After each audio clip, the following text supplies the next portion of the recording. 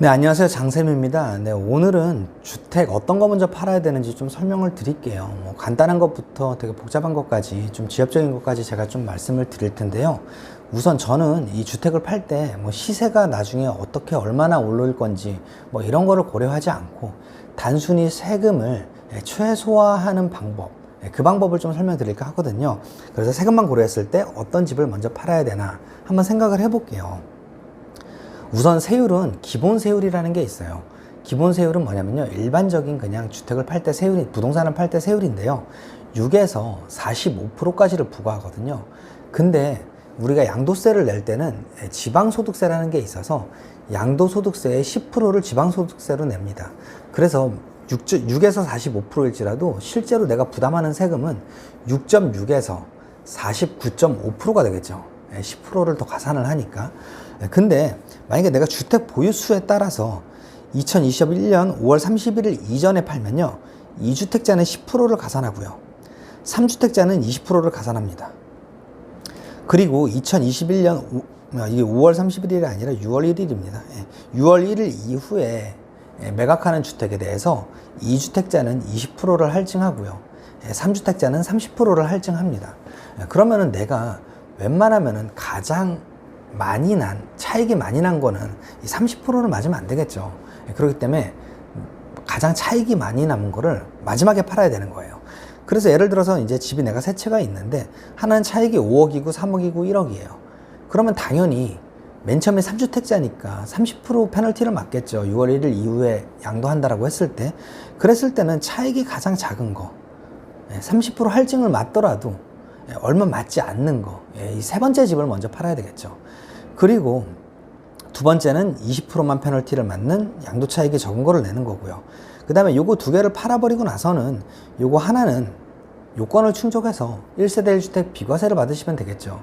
물론 9억이 넘으면은 그 초과분에 대해서는 세금을 내겠지만 그 금액은 그렇게 크지 않으니까 이 차익이 가장 많은 것부터, 그렇게 차익이 가장 많은 거를 나중에 파셔야 됩니다. 그리고 이걸 보유기간에 따라 장기보유 특별공제까지 고려해야 되지 않냐라고 생각을 하실 수 있는데, 다주택자는, 그러니까 중과세 페널티가 되는 사람들은요, 장기보유 특별공제를 적용해 주지가 않습니다. 그래서 이 세 가지 주택 모두 내가 언제 취득했냐에 따라서 순서가 바뀌진 않거든요. 그러니까 반드시 이거를 좀 고려하셔야 될 것 같아요. 다만 1년 이내나 2년 이내에 파시는 거다라고 했을 땐 또 이제 그것은 다른 세율이니까 고민을 따로 해보셔야 되는데, 물론 다 2년 이상 가지고 있다는 가정하에 보유기간은 전혀 고려하지 않으셔도 됩니다. 이게 첫 번째 제일 기본적인 거고요. 그 두 번째 사례를 볼게요. 조정지역에 내가 한 채가 있고 비조정지역에 두 채가 있어요. 그러면은 이 비조정지역은 중과세 배제입니다.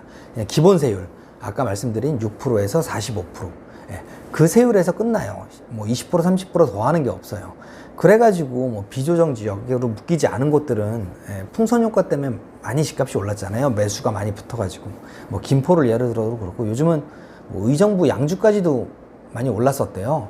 네, 그러다 보니까 이 비조정 지역에 사람들이 투기꾼이 다 몰려가지고 집값을 올리는 그런 경향이 있었습니다. 그러면은 이제 비조정 지역을 먼저 판다라고 했을 때 이 조정 지역은 내가 한 채만 남았으니까 1세대 1주택 비과세를 받으실 수 있겠죠. 그리고 다음 사례는요, 내가 조정지역에 한 채를 가지고 있고 지방 저가주택, 조정이라는 말을 뺄게요. 이거 잘못 썼는데 지방 저가주택을 세 채를 가지고 있다라고 할게요. 그리고 근데 이 저가주택이 기준시가가 3억 이하라고 할게요. 여기서 말하는 지방은 서울, 그러니까 수도권을 빼고요, 세종시도 빼고요, 부산 빼고, 광역시 같은 데들 빼고, 이제 끝에 무슨 도 이렇게 시작되는 끝나는 동네들 있잖아요. 그런 곳을 지방 저가주택이라고 하거든요. 근데 그 3억 이하는 중과세 따질 때 이 주택수에서 제외가 됩니다. 따라서 내가 이렇게 네 채를 가지고 있는데 이 조정지역 주택을 판다 하더라도 이 중과세 10% 20%를 가산하지 않아요. 그러니까 20% 30%를 가산하지 않습니다.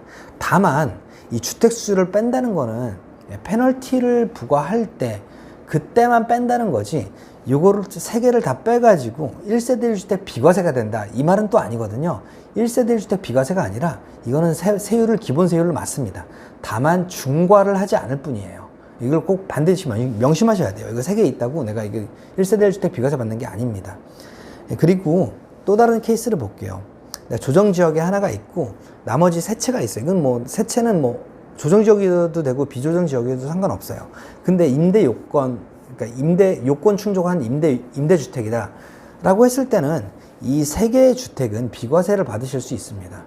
그래서 예를 들어서 내가 근데 뭐 이제 4년짜리가 있었고 8년짜리가 있었고 뭐 요즘은 10년짜리가 있는데 그 요건, 그러니까 임대료를 뭐 5% 이상 올리지 않고 뭐 공실 기간이 그렇게 길지 않았으면서 뭐 이랬을 때는 이 조정 지역, 그러니까 이 임대주택들을 파실 때는 10%, 20%, 30% 중과를 하지 않습니다.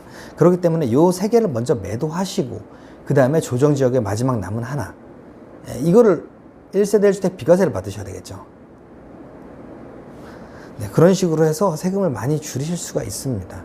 어찌됐든 다주택자분들 집을 어떤 거 먼저 파셔야 되는지 좀 간략하게 설명을 드렸고요.